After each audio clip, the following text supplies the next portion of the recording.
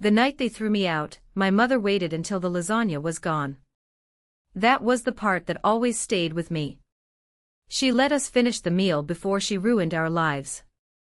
She cleared the plates with the same hands that had braided my hair for 17 years, and then she said, well, like the dinner conversation had simply reached its natural end, and my father folded his napkin and looked at me with something I had never seen in his face before.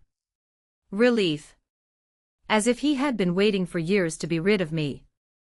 My baby was asleep in the car seat by the door. 6 months old. Lila. Her mouth was open the way babies' mouths get open, and there was a little line of drool on her chin, and I remember thinking, carefully, calmly, clinically, that I would need to wipe that drool before it got cold, because we were about to go outside and it was November. You can't be serious, I said. Though I knew they were serious. I had known for 3 weeks, ever since my father found the sonogram in my coat pocket. I had been planning how to tell them, and they had been planning how to tell me, and I suppose my news won by 5 days, but it didn't feel like winning. You have shamed this house, my mother said. Margaret Warren did not raise her voice. She did not need to. She made the words small and clean and sharp, the way she made her beds, and they landed on the floor between us like something I had broken. Mom. I'm 25 years old. I have a job. I have savings. We just need a little help for a while. Your sister's engagement party is in the spring, my father said. Frank Warren. He was a man who measured everything in square footage. The Monteiths will be there. The Hales.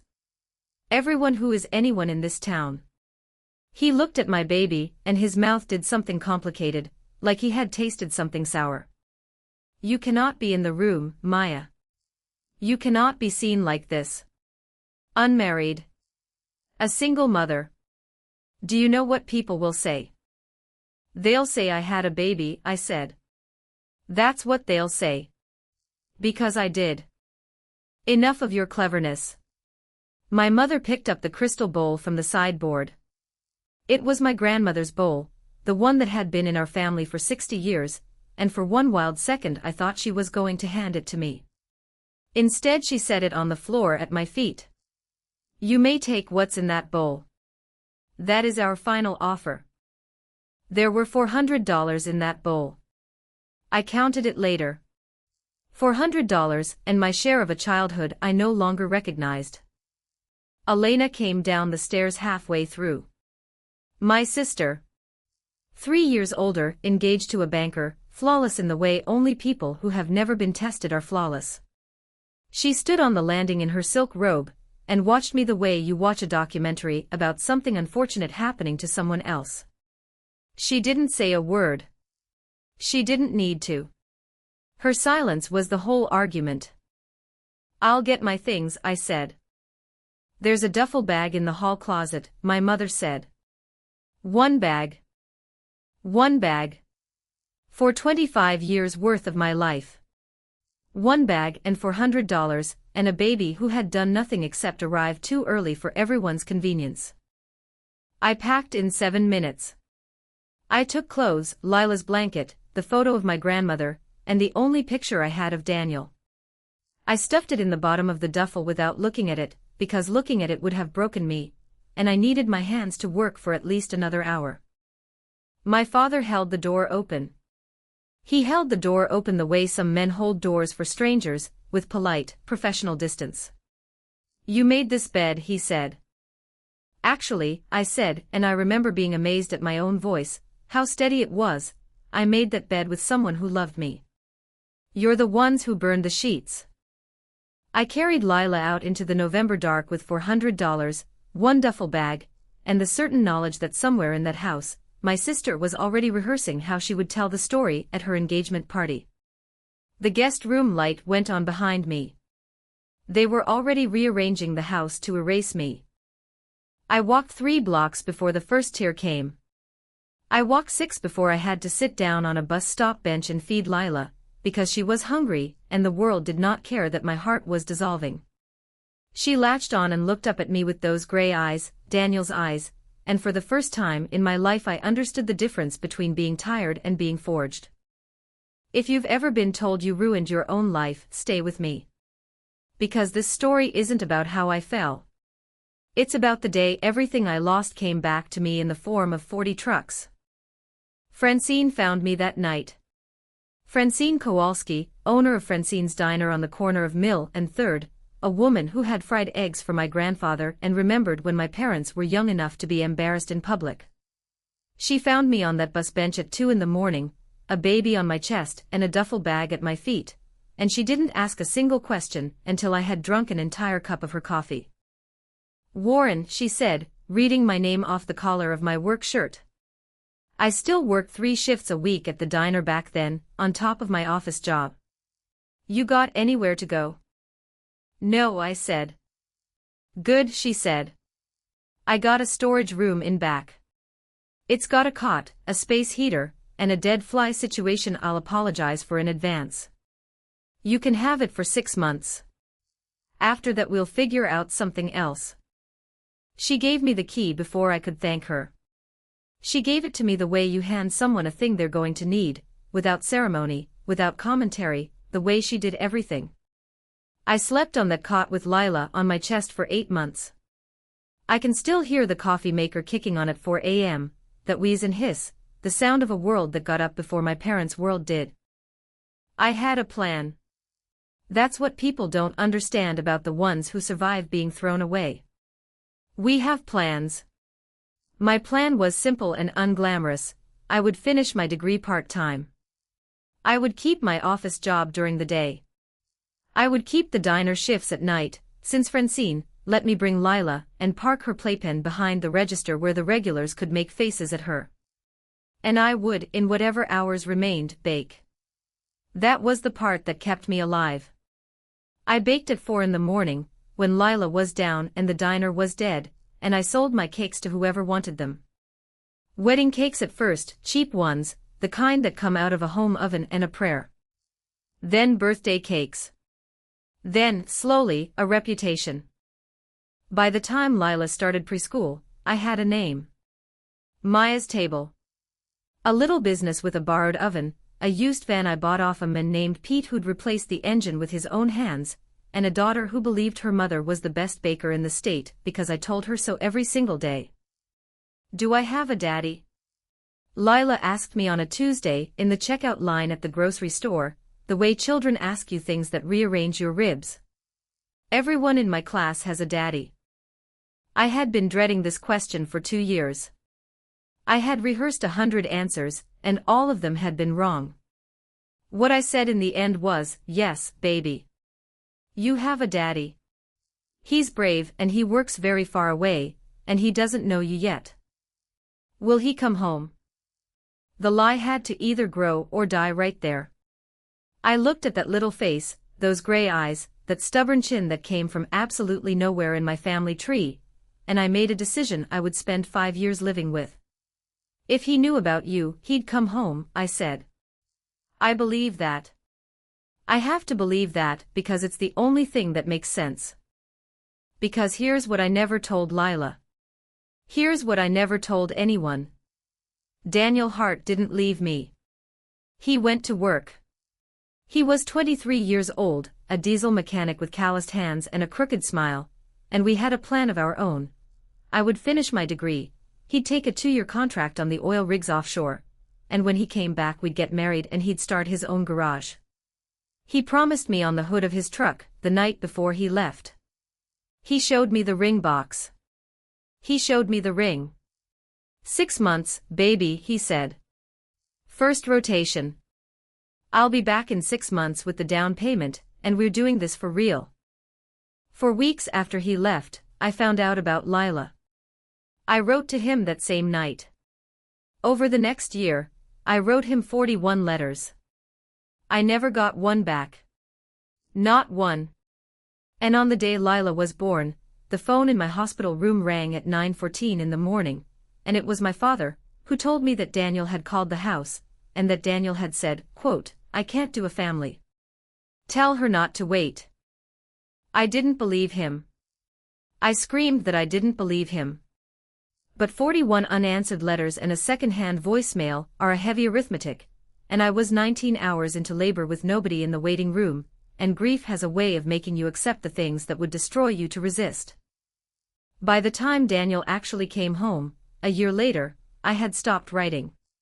He would tell me, much later, that he stopped by my parents' house and my father shook his hand on the porch and said, "She moved on, son.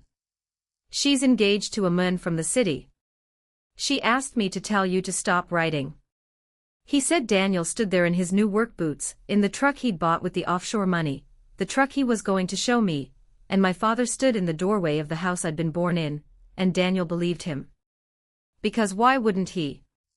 He'd sent me 41 letters and gotten nothing back. Why wouldn't he believe that I was the one who had stopped loving him? I know all of this now. I didn't know any of it then. All I knew, on that Tuesday in the grocery store, was that my daughter had her father's eyes and my stubbornness, and that the two of us were going to be okay, because we didn't have a choice. 5 years after they threw me out, I was 30 years old, and Maya's Table Catering was the busiest small business story in Clayton County. I had 2 vans for employees, a commercial kitchen I rented from a church basement, and a daughter who was about to turn 6. I had also learned something my parents never would: the world doesn't empty you. It only takes from you the things you were carrying in the wrong hands. The Clayton Harvest Festival was our busiest day of the year. We had a booth on the main green, next to the band shell, and we sold out of everything by 3 o'clock both years running. Lila ran the little card table where we kept the samples, wearing a paper chef's hat that was 3 sizes too big, telling every single customer, "My mommy made this, she's the best baker in the state," while I died a little of pride behind the counter. At noon, I looked up from a tray of cinnamon rolls and saw my sister. Elena was 33 now, married to the banker, president of the garden club, and she was gliding across the green with 2 friends, and a stroller containing her second child. She wore a cream dress that cost more than my van. She saw me at the exact same moment I saw her, and her face did that thing it always did, that small private smile that said, "Look at us, look at how far apart we are." "Maya," she said, pitching her voice for the ladies beside her. "I didn't know you were still in Clayton." "I live here, Elena. I've lived here my whole life." "I mean," she said, "I didn't know you were still doing this." She gestured at my booth, at my flour-dusted apron, at my daughter's paper hat. "It's brave, really. Starting over so late." I felt the old familiar heat behind my ribs. The thing about Elena was that she'd never thrown a plate or raised her voice. She'd just stood on the landing in her silk robe and watched. She'd attended every family gathering I wasn't invited to and never once said, "Maybe we should ask Maya." She'd let me be a story she told at parties. The cautionary tale. The reason her own life looked so good. "I'm not starting over," I said. "I'm 30, I own a business, and that's my daughter over there charming your children's dentist into a free sample. I think I'm doing fine." Elena's smile went brittle. "Of course," she said. "You always did make a virtue of it." "Mama." Lila's voice cut through like a bell. "Mama, come look. Trucks." And that was when I heard it. The deep, rolling, rumbling sound of something big coming down Main Street. Not one engine. Many. A parade of them, and the crowd around us began to turn, phones coming up, children pointing, and I turned too, and I saw the convoy. 40 trucks. Ford and Freightliner and Peterbilt, a column of them stretching back as far as I could see, each one gleaming white with a blue stripe down the side, and the same words painted on every cab door. Heart Lines. And they were all pulling into the festival lot, emptying out drivers in matching blue shirts, and beneath the logo on the lead truck, in smaller letters, it said, "Feeding kids, kicking hunger, coast to coast." "Whoa," Elena's friend said, "that's the Heart Lines charity run. I read about this, they cross the whole country donating food." Elena said something, but I wasn't listening. Because the door of the lead truck had opened. He was older. That was the first thing. Older and bigger and harder, like someone had taken the boy I loved and run him through 10 more years of weather. His hair was shorter. There was a scar on his jaw that hadn't been there before, probably from some rig somewhere. He was wearing the same blue shirt as his drivers, and he was scanning the crowd with that same focus he'd always had, that mechanic's way of finding the broken thing in any room. He wasn't scanning for the broken thing. He was scanning for me. I know that now. At the time, I thought my heart had simply stopped because Daniel Hart was walking across the festival green, through the crowd, past the booths, past my sister's cream dress, straight toward my cinnamon rolls, toward my flour-dusted apron, toward the little girl in the paper chef's hat who was pointing at his trucks with both hands and shouting, "Mama, look. They're so big." He stopped 3 feet from my table. "Maya," he said. His voice was different. Lower. Tender in a way I'd forgotten, the way he used to say my name in the dark. And I couldn't speak. I couldn't move. I had been wrong every single day for 7 years about what this moment would feel like, because in my head it was always a scene from a movie, dramatic and scored and choreographed. In real life it was just him, and me, and a folding table between us, and the smell of cinnamon and diesel fuel. "Daniel," I said. And then Lila, my beautiful, fearless, 6-year-old daughter, marched up to the biggest man at the festival, put her hands on her hips, and said, "My mommy is the best baker in the state. Do you want a cinnamon roll?" Daniel looked at her. He looked at her little face, those gray eyes, that chin, and I watched his own face go through about 11 different expressions in 3 seconds, and land on something I had never seen on him before. Wonder. Pure, unguarded wonder.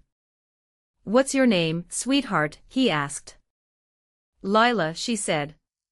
"Lila Hart. My daddy's brave and he works very far away, but someday he's coming home." There was a name tag pinned to her shirt. I had made it for the festival. It said in big cheerful letters, "Lila Hart, Sample Commander." Daniel looked at it. He looked at her. He looked at me. And for a long, terrible, beautiful moment, nobody said anything at all. "Can you give us a minute, sweetheart?" he said, and his voice cracked on the word sweetheart, which I don't think he meant to happen. "Go ask the man in the blue shirt for a sticker." Lila, who had apparently decided that truck drivers were the greatest people on earth, shot her arm up in a salute, and ran off toward the convoy. I watched her go, and then I looked at Daniel, and I realized that his hands were shaking. I had never seen Daniel Hart's hands shake. Those hands had rebuilt engines. Those hands had held me the night before he left. "You have a daughter," he said. It wasn't a question. "Yes." He stopped. Pressed his fist against his mouth. "Maya. She has my eyes. She has my mother's chin. She has my name on her shirt." "I never changed my last name," I said. When I couldn't get her father's, I stopped. Corrected myself. "I gave her yours. It was all I had left of you." Daniel made a sound that wasn't quite a word. He walked around the table. He didn't touch me. He just stood there, so close I could smell the diesel and the road on him, and he said, 3 weeks ago, I was in Galveston. I was checking in on a driver. And I saw your business name on a bakery box in his cab, because you are apparently famous enough that my drivers are eating your cakes in 3 states. I called your old number. Dead. I called your parents' house. My blood went cold. You didn't. I did. And now his eyes were doing something complicated. Your father answered. And I said, "This is Daniel Hart. I'm looking for Maya Warren." And he said, Daniel's jaw tightened. He said, "Maya's dead to us. Whatever you want from her, she's not here." "Because he's been saying that for 7 years," I said, and my voice came out wrong, rough and thin. "That's what they told me, Daniel. That you called when Lila was born. That you said you couldn't do a family, tell her not to wait." "That's not," he stopped. Stared at me. "Maya, I never called. I wrote you 41 letters. I sent you money orders. I came home a year later and your father told me you'd moved on, that you were engaged to some man from the city, that you asked him to tell me to stop writing. I didn't want to believe it, but I hadn't heard from you in a year, and he shook his head. I went back to the road. I figured if you were happy, I'd leave you alone. That was supposed to be my whole life, Maya. I built heart lines out of missing you. Every single truck is named after something you said. The lead truck, the big one, she's called the Warren. I couldn't breathe. The Warren. The truck Lila had saluted. She never got them, I said. Daniel. She never got your letters. Any of them. My father. I said it out loud for the first time. My father took them. He must have. He told me you called. He told me you left me. We stood there in the middle of the festival, in the middle of the crowd, and both of us understood, at the exact same moment, the shape of what had been done to us. Not by a cruel twist of fate. Not by a tragic coincidence. By my father in his study, with his mailbox key. By my mother, with her silence. By my sister, standing on the landing in her silk robe, watching me fall and saying nothing. By the time we found Francine and got Lila, the sun was going down, and the convoy had unloaded 17,000 meals for the county food bank. Lila was asleep in Daniel's arms. She had decided, in the way only children can decide, that the man with the trucks was hers, and she had passed out against his shoulder with her hand clutching two of his fingers. She's perfect, Daniel said.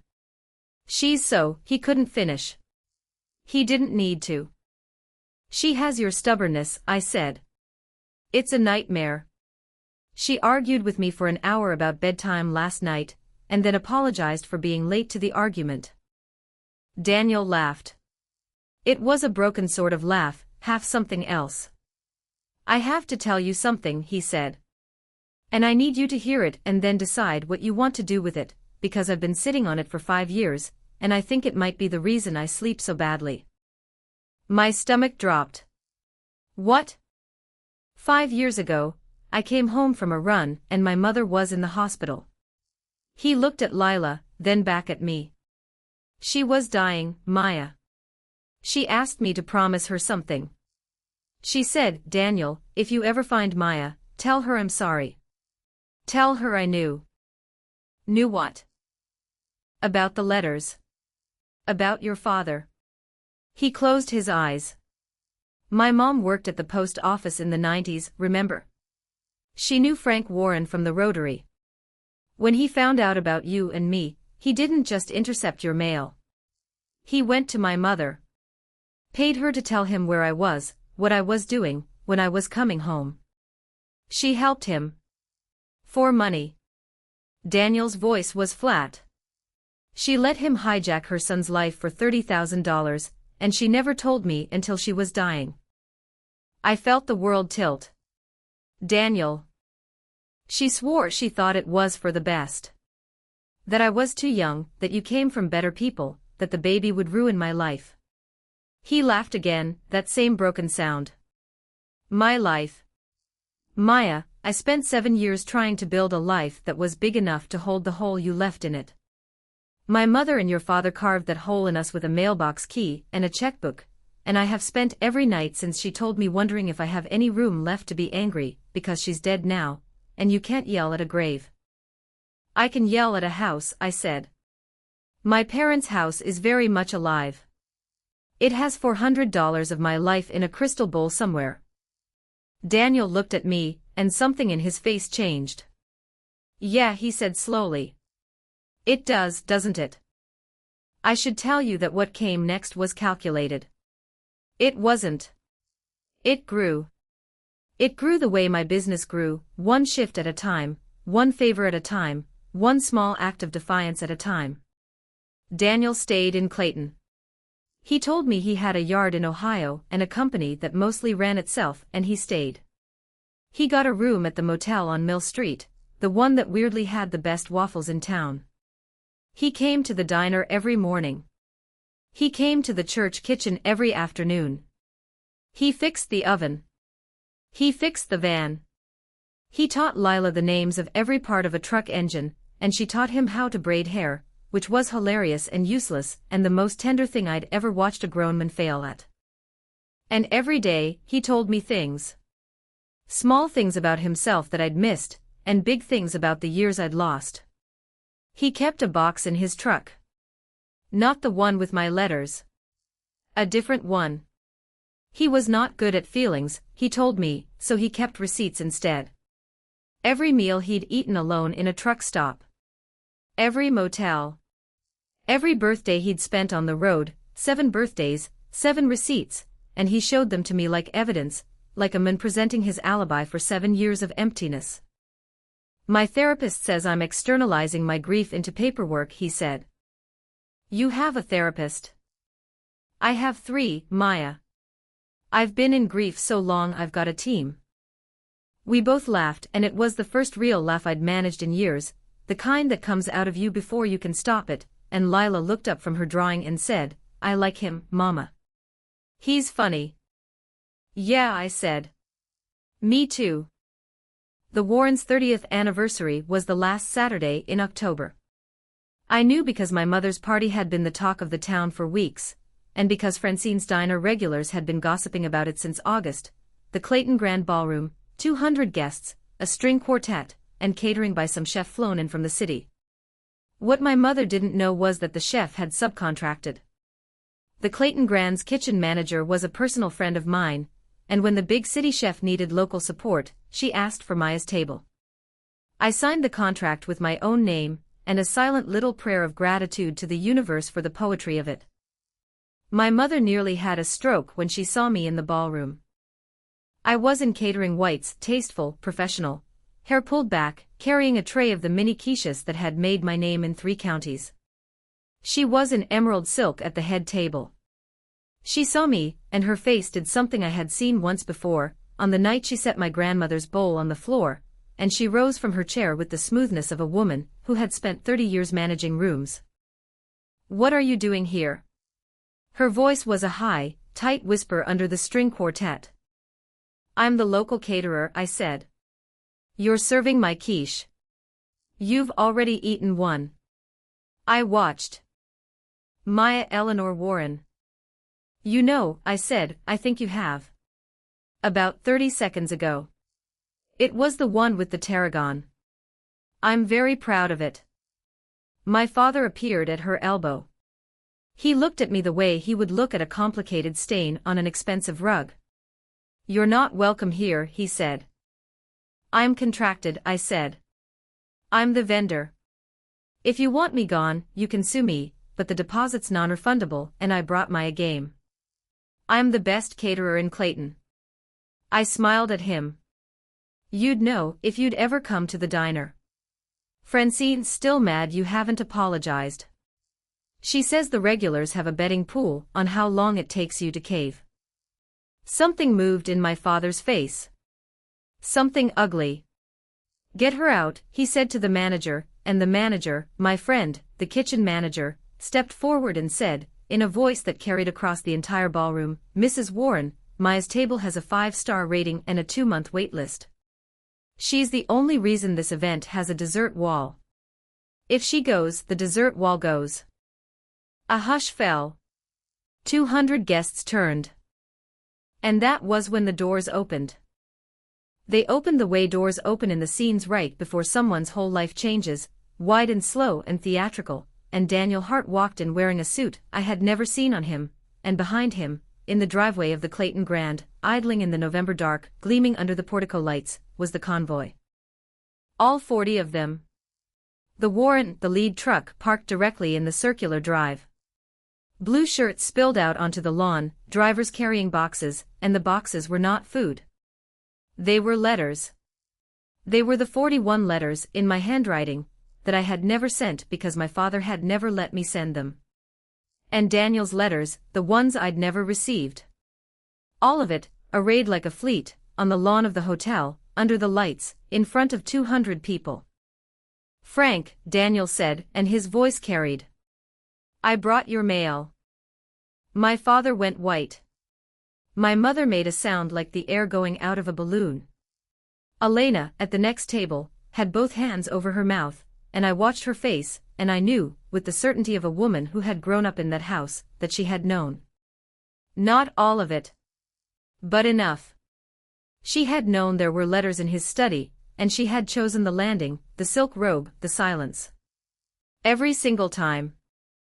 7 years ago, Daniel said, walking slowly down the center of the ballroom, I put a ring on the hood of my truck and promised the girl I loved that we were going to do this for real. 7 years ago, your father took 41 letters out of the mail and told me I was a stain on his address. 7 years ago, he told me she'd moved on, and he told her I'd left, and he did it with a crowbar to the heart of a man who loved his daughter. You can't, my father started. I'm not doing anything, Daniel said. I'm just returning property. That's what I do. I haul things. I'm a trucker, Frank. You spent 7 years telling yourself I was trash, and I spent 7 years building the largest independent freight company in the region. He gestured at the window, at the convoy, at the lawn of letters. That's 40 trucks out there. They're all named after her. The one in front is called the Warren, because that's her name, and you don't get to keep it. The room was silent. Somewhere, a fork clattered onto a plate. I stepped forward. I had my speech ready, the one I'd been rehearsing into my pillow for 7 years, but what came out was not the speech. What came out was smaller, truer, and worse. You let me leave with $400 and a duffel bag, I said to my parents. You told me I'd ruined my life. And then you took the only evidence I ever had that I hadn't. You took his letters. You took his money orders. You took his name out of my daughter's mouth before she could ever say it. I looked at my mother. You held the door open, I said. You watched me walk out into November with a 6-month-old baby, and you held the door open. Maya, my mother whispered, please, not here. There's nowhere else, I said. I practiced this in a storage room at a diner for 8 months. I practiced it in a van for 3 years. I practiced it every time Lila asked me if she had a daddy, and I had to tell her he was brave and far away because I didn't know the truth, because you stole the truth. I picked up one of the letters from the box Daniel had set on the nearest table. I didn't recognize it. It was his. I opened it and I read the line that broke me open in front of the whole room. Dear Maya, I'll be home in 6 weeks. I've saved for the ring. I want us to be a family. The room swam. Daniel's hand was on my arm, steady, warm. He never left me, I said. He came home. And you told him I was engaged to someone else. You told him I asked him to stop writing. You told him I was better off without him. I looked at my father. You made me spend 7 years believing the man I loved abandoned our daughter, and the whole time, he was out there naming trucks after me. My father opened his mouth. Closed it. For the first time in his life, Frank Warren had nothing to say, because every single person in that room was looking at him the way you look at a man who has been caught in the exact center of his own lie. Elena stood up. Her chair scraped. She was crying, which surprised me. I couldn't remember the last time I saw Elena cry, and she said, Maya. Maya, there were envelopes. In Dad's study. I saw them. I was 15. I knew. Her voice wobbled. I knew there were letters and I never told you, because if you came back, I'd have to be the sister standing next to you instead of the sister standing above you. The quietest truth is the one that hurts the most. I understood her. I understood that she'd guarded the secret not out of malice but out of cowardice, out of the desperate arithmetic of a girl who'd been taught her whole life that there was only one chair at the top of the house. I understood it and I did not forgive it. Not then. Forgiveness that comes too cheaply is just the same silence wearing a new dress. This is my daughter in the kitchen, I said.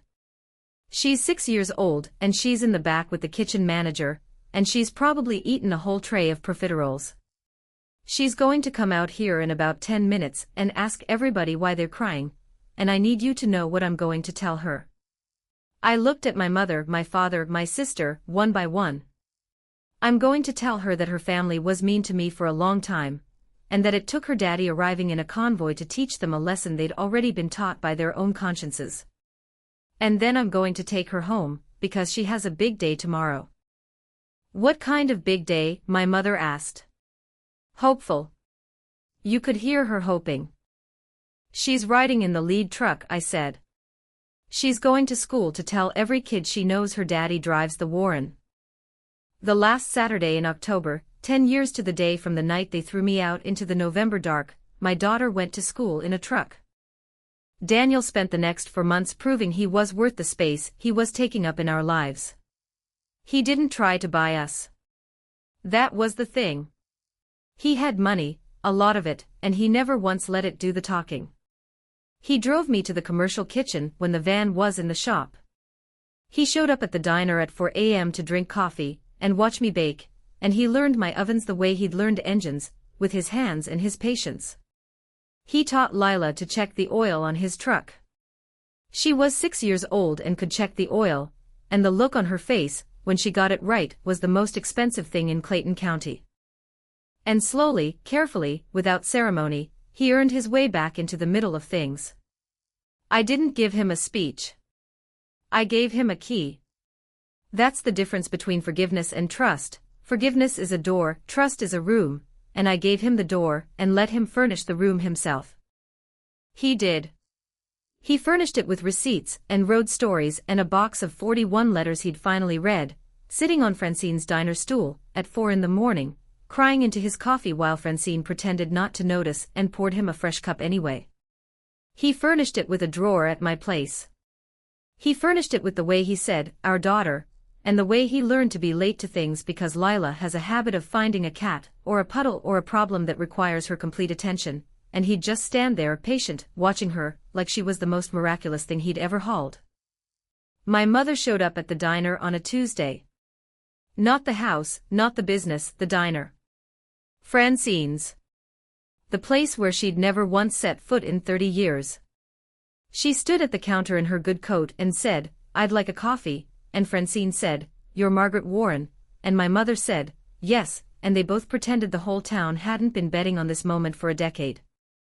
Maya, she said, and her voice was small. I was afraid. That's the whole truth of it. I was afraid of what the neighbors would say, afraid of what your father's partners would say, afraid that if you were happy in a way I had not been allowed to be happy, I would have to look at my own marriage honestly, and I was too tired to do it. She looked at the napkin in her hands. It's not an excuse. It's the name of the thing I did. I poured her a coffee myself. I set it down in front of her. Mama, I said, I'm not ready. Maybe I won't be ready for a long time. But Lila knows you're her grandmother, and she wants you to come to her birthday party, and I'm not going to take that from her. That's the whole door I've got open. You can walk through it, or you can keep standing in the November, and it's going to be your choice this time. My mother drank her coffee, and she cried into it, quietly, the way people cry when they know they don't get to make a scene, and she came to Lila's birthday party, and she sat in the borrowed dining chair from Francine's and ate a slice of cake and said, this is the best cake I've ever had, and she wasn't lying, and I wasn't healed, and that was okay. That was what healing looked like on a Tuesday. Lila turned 7 in the spring. Daniel gave her a key to the Warren. A real key, on a little leather fob, the spare to the big truck, and he knelt down in the church parking lot and said, this is the key to the truck I built to find your mama. One day you're gonna drive her, but until then, you're in charge of the glove box. Lila, who took her responsibilities very seriously, opened the glove box that afternoon, and found $100 and a note that said emergency snacks, and she spent the next month telling everyone she was an executive. And that night, after the party, after the cake and the borrowed chairs and my mother's careful, hopeful hugs, Daniel and I sat on the hood of the Warren, the big truck, the one carrying her name, and looked at the stars over the county fairgrounds, where his convoy still sat in a neat row, 40 trucks all named after the years he'd spent missing me. I've been thinking, he said, about what to name the next one. The next truck. The next truck, he said. I've used all her names, all your names, my mother's name, Francine's name. I've got the Shadowfax and the Boudica Anne. You named a truck after Francine. She's a deterrent. Nobody messes with a truck named after a woman who can end you with a spatula. He was quiet for a second. I was thinking about naming the next one Promise. I looked at him. That's the ring truck. Yeah, he said. It is. He didn't take a ring out. He didn't get down on one knee. He just sat there on the hood of the truck he'd named after me, 10 years after he'd promised me on the hood of a different truck that we were going to do this for real, and he said, Maya, I spent 7 years building a company out of grief. I'd rather spend the rest of my life building a home out of something real. I told him yes. I don't remember exactly what words I used. I think I said something about the door being open, and the room being furnished, and him being, as it turned out, the right person to sit in the quiet with. But what I remember is the feeling of his hand in mine, the diesel smell of his jacket, the sound of Lila's voice from the camper behind us, where she was supposed to be asleep, and was clearly briefing her stuffed rabbit on the events of the day. Mama, her voice floated out. If you marry him, do I get to ride in the convoy on my birthday? You'll get to ride in the convoy every day, Daniel called back, if your mama says yes. I already said yes. I called back. Then I get to ride in the convoy every day. Lila shouted, and somewhere in the fairgrounds, a truck driver laughed, and then another one, and then the whole row of them, and I laughed too, the kind of laughter that comes up out of you like a tide, and Daniel looked at me with those gray eyes that my daughter had inherited, and he said, You kept my name. In the middle of all of it, you kept my name. I kept your name, I said, because I never once believed you'd left me. I just stopped being able to hear you. He kissed me then, on the hood of the truck, under the lights of the fairgrounds, 10 years after the first time, and I understood that the past doesn't get erased. It gets repurposed. The letters, the lies, the crystal bowl, the $400, the storage room at the diner, it's all still there, all of it, but it's not the load anymore. It's the cargo space. It's the room we built the rest of the life in. My parents sold the house in Clayton the next spring. My mother sends Lila cards. My father sends nothing, which is also a kind of message, and I've decided it can be a quiet one. Elena and I have coffee sometimes, at the diner, at Francine's, where the regulars still have their betting pool and Francine still refuses to pay out on my mother, because, quote, that woman owes this town a full apology tour, and she's only done half of it. And on the first Saturday of every month, the Warren leads a convoy through Clayton. 40 trucks, all named after me, and a little 7-year-old girl in the passenger seat, with a key around her neck, waving at the town that watched her mother get thrown away. They honk the whole way down Main Street. You can hear them from the diner. Francine always makes me stand in the doorway to watch, even when it's cold, because, she says, some things you need to see all the way through. If you made it this far, you already know what I'm going to ask you, because you've been sitting in the verdict seat for the whole story. So here it is. Her parents said she ruined her life at 25, threw her out with $400 and a baby, and then the men they swore abandoned her came back with 40 trucks, 41 letters, and a daughter who already carried his name. Could you forgive a family who did that to you, or would you leave them standing in the November?